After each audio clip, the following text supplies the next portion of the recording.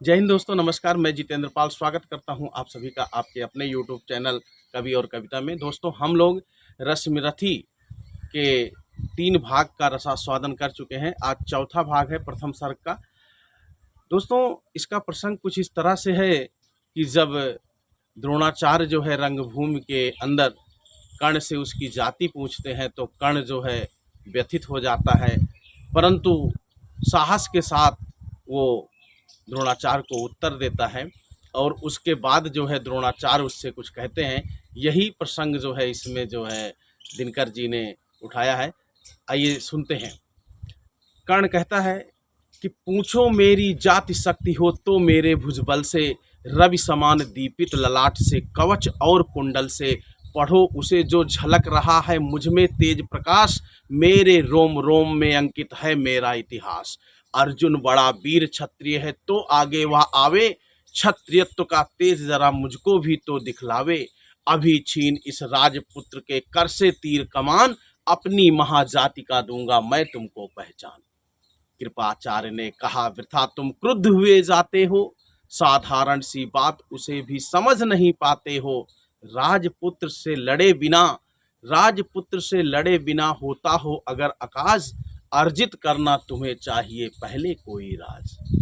कर्ण हतप्रभ हुआ तनिक कर्ण हतप्रभ हुआ तनिक, मन ही मन कुछ भरम आया, सह न सका अन्याय सुयोधन बढ़ करके आगे आया।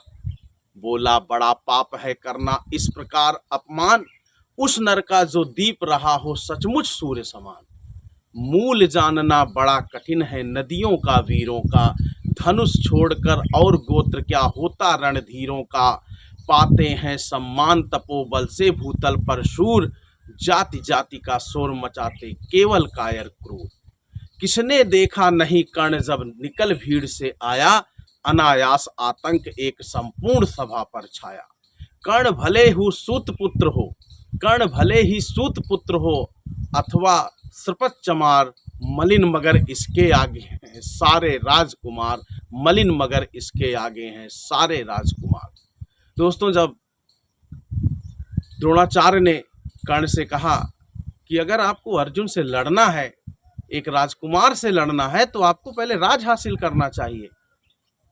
उसी बीच दुर्योधन आकर के कहता है कि इस प्रकार से किसी वीर का अपमान करना उचित नहीं है। आपने कर्ण को देखा नहीं, किस तरह का वीरत्व, किस तरह का तेज उसके शरीर से झलक रहा है।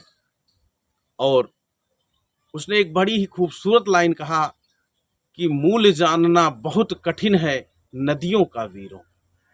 किसी नदी का, किसी वीर का जो है मूल जानना बहुत कठिन होता है, और जो वीर पुरुष होते हैं उनका जो हथियार है वही उनकी जाति होती है, वही उनका गोत्र होता है। दोस्तों, इससे आगे की कहानी जो है अगले भाग में हम लोग देखेंगे। ये कविता आपको कैसी लगी कमेंट के माध्यम से हमें ज़रूर बताइए। अगर आपको हमारी वीडियोज पसंद आ रही हैं तो इसे लाइक करें, शेयर करें, और इसी तरह की कविता पाने के लिए हमारे चैनल को सब्सक्राइब कर लें।